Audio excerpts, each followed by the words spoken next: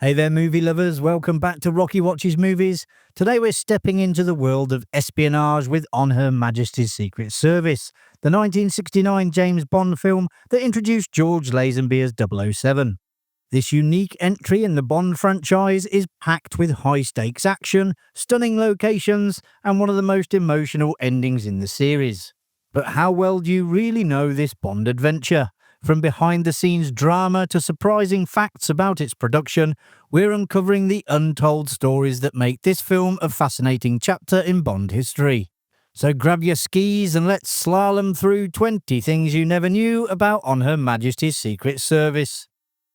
Ian Fleming's 10th Bond novel was initially intended to be adapted after Goldfinger, but an agreement was made with Irish filmmaker Kevin McClory to adapt the 1961 novel Thunderball instead.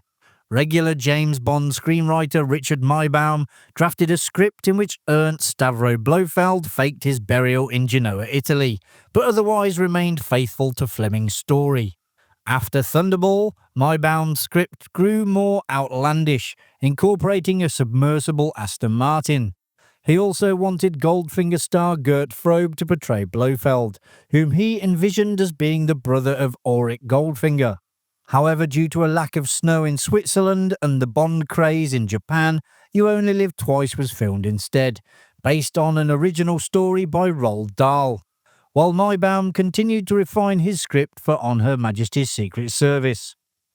Sean Connery reportedly declined an offer of $1 million for a sixth performance as James Bond. He later admitted that he would have preferred to have starred in the Lazenby version of On Her Majesty's Secret Service rather than You Only Live Twice. Maybaum confided to set decorator Peter Lamont that, if Sean had been in this, it would have been great. Both Timothy Dalton and Roger Moore were offered the role, but each declined. Dalton felt he was too young for the part at the time, while Moore was still under contract for the TV series The Saint. Lesser-known actors were then considered, including Anthony Rogers, Robert Campbell, Hans de Vries, John Richardson, who starred in 1 Million Years BC, and George Lazenby. Lazenby purchased one of Connery's suits from Savile Row and visited Cubby's Barbers in Mayfair to get noticed. They eventually cast the Australian model as James Bond after Lazenby broke Russian wrestler Yuri Boryenko's nose during a screen test. Maybaum originally wrote a plastic surgery scene to explain Bond's new appearance, but the idea was deemed absurd. Instead, in the pre-credits sequence, Bond turns to the camera and says, "This never happened to the other fella," a cheeky reference to Sean Connery. It's the only instance in the series where Bond speaks to the audience, breaking the fourth wall. To offset the risk of casting a newcomer as James Bond, Peter Hunt insisted on filling key supporting roles with well-known actors, most importantly, Bond's bride-to-be Tracy. Harry Saltzman initially wanted French sex symbol Brigitte Bardot for the role, but during her third meeting with Hunt, she revealed she had been cast opposite Sean Connery in Shalako. Saltzman also considered Catherine Deneuve, but she declined the role even without attending an interview. Instead, Saltzman and Hunt turned to British stage and screen actress Diana Rigg, who had risen to fame as Mrs. Emma Peel, the successor to Honor Blackman's Dr. Kathy Gale in The Avengers. Blofeld's mountaintop, Piz Gloria, was the most challenging location to secure. Hunt was thrilled with the discovery of the unfinished restaurant in the Alps. However, the Swiss government refused permission to film there until Saltzman and Cubby Broccoli offered to complete the construction, work that had been ongoing since 1961. This included installing a mechanism to allow the restaurant to rotate and adding a helicopter pad for mountain rescues. Although the restaurant is still named Piz Gloria after Blofeld's lair in Fleming's novel, it has undergone further renovations over the years, with the helipad now a viewing platform. For Bond's fight with Draco's men in the film's pre-credit sequence, stunt coordinator George Leach incorporated the various boats, oars and fishing nets scattered along the beach into the fight choreography. The brutal fight sequence was designed to silence those who insisted that only Sean Connery could play 007. And although James Bond's Aston Martin made it onto the beach unaided, Sid Kane had to lay railway sleepers under the sand to give the car's tyres enough grip for Tracy to drive it back onto the road. When it came to the climactic bobsleigh chase between 007 and Blofeld, veteran bobsleigh champion Franz Capose had designed the run above Mürren on the site of a track which had been shut down in 1937 following a series of fatal accidents. It was one of the mildest winters on record, and the bobsleigh run was slowly melting away. To reinforce the steep banks and prevent the heavy bobsleighs from breaking through, ice blocks were transported from Bern 80 miles away to rebuild the walls. Second Unit Director John Glenn decided not to tempt fate when stuntman Joe Powell's first attempt to capture Blofeld's fate ended in an unintentional collision with a tree due to a faulty harness. Instead, the stunt was filmed by Telly Savalas at Pinewood Studios, with background footage shot by Willy Bogner, who had skied backwards down the bobsleigh run. The Swiss Army planted explosives so they could film an avalanche the following spring, but unexpectedly the snow and ice fell on its own. Fortunately, the Army and location manager found a new location, and they positioned cameras a safe distance away, or so they thought. They dropped bombs from a helicopter to trigger a so-called controlled avalanche, but it still buried the crew in 4 feet of snow. Miraculously, no one was injured. If you're enjoying the video, a subscribe to the channel would be as satisfying as Bond finally finding true love. Just hope it lasts longer. For the filming of the stock car race featuring Tracy's 1969 Ford Mercury Cougar XR7 and Irma Bunt's 1963 Mercedes-Benz 220S, a large field was flooded with water and allowed to freeze several times. Austrian rally driver Erich Glavitzer coordinated the race, in which the Mercedes chased the Mercury Cougar through a field of his racing team's Ford Escorts and Austin Minis. Glavitzer's main challenge was getting his own Ford Escort to barrel roll. When the initial attempt failed, he dug a trench and placed a tree stump in it, which successfully flipped the Escort when he skidded into it. The stock car race took 3 weeks to film and cost £225,000.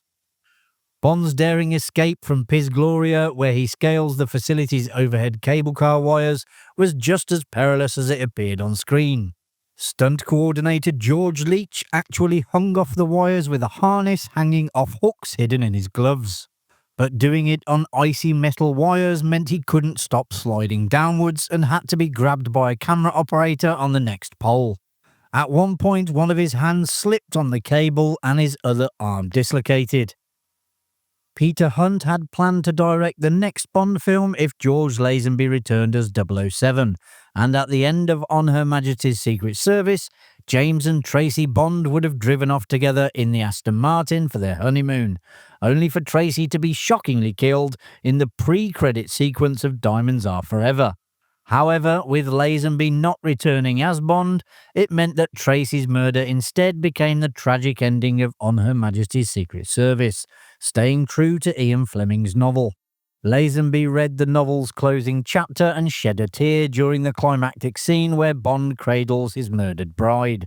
Hunt made him reshoot the scene, insisting Bond does not cry. He wanted the emotion, but without the tears. Isla Stepat was expected to reprise her role as Blofeld's cruel personal secretary and Tracy Bond's killer, Irma Bunt, in Diamonds Are Forever. However, Stepat tragically passed away from a heart attack less than a week after On Her Majesty's Secret Service was released. Out of respect, the character of Irma Bunt was removed from the script for Diamonds Are Forever, followed soon after by most of the revenge-driven aspects of the plot due to the negative response to On Her Majesty's Secret Service. Cameraman Johnny Jordan returned, undeterred by an accident which resulted in the loss of a leg while filming the Little Nelly aerial dogfight in You Only Live Twice. To capture the film's breathtaking scenery and intense icy action sequences, Jordan designed a special camera platform using a parachute rig attached to a helicopter piloted by John Crewdson. Tragically, Jordan died while working on his next film, Catch-22, after refusing to wear a safety harness aboard an aircraft at 4,000 feet. The cast and crew of On Her Majesty's Secret Service learned of his death while filming Bond's drive to Draco's offices across the Salazar Bridge in Lisbon. The news cast a somber mood over the set, particularly as they were due to film Tracy Bond's murder the following day. The filmmakers cast Gabriel Fazzetti as Tracy's father, Mark Draco. Due to his thick Italian accent, Fazzetti's voice was dubbed by British actor David De Keyser in post-production. Interestingly, De Keyser would later appear in Diamonds Are Forever as Blofeld's plastic surgeon. The crew persuaded George Lazenby to play a prank on Angela Scowler. They heated up a sausage and taped it to his thigh, hoping that when Angela lifted his kilt to write her room number, she would feel it and likely scream. However, the crew was left astonished when she didn't react at all. Instead, later on, Angela approached Lazenby and remarked that he really should have worn underwear under the kilt during filming. At the wedding location in Portugal, Lazenby decided to show off his horse riding skills. He proceeded to chase Sir Bernard Lee around, only for him to end up in a rose bush and with his leg all scratched up. Although Lazenby apologised with a good helping of humble pie, this juvenile behaviour did not go down well with the crew or Cubby Broccoli.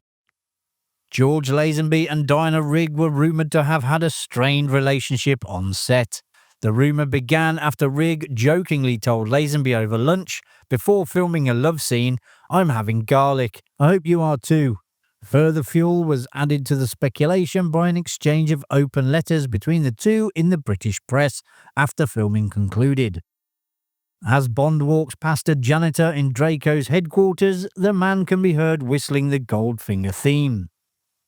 As Bond clears out his desk, we see several iconic items from past films. Honeycharles' knife from Dr. No, Grant's Garrote watch, which was from Russia with Love, and a rebreather from Thunderball. A snippet of the theme music from each respective movie plays as the relevant item is shown. There's no logical explanation as to why Bond would possess these objects, but this trip down memory lane is revisited in Bond's 20th outing, Die Another Day, where many other items of previous Bond outings make an appearance in Q's lab. The film performed admirably, outgrossing its nearest competitor by 2-1 at the US box office, where, according to Variety, it was the most popular film in the country for 4 consecutive weeks. It generated enough rentals to secure 9th place on the box office chart for 1970. The misconception that it was a flop stems from its underwhelming performance when compared to the previous 3 Sean Connery Bond films, all of which had earned twice as much. And there you have it, folks. You now know a little bit more about On Her Majesty's Secret Service. If you enjoyed the video, which I presume you did as you got this far, hit that like button and subscribe so you don't miss any future videos coming to Rocky Watches Movies. Thanks for watching. I'll see you in the next one. Bye for now.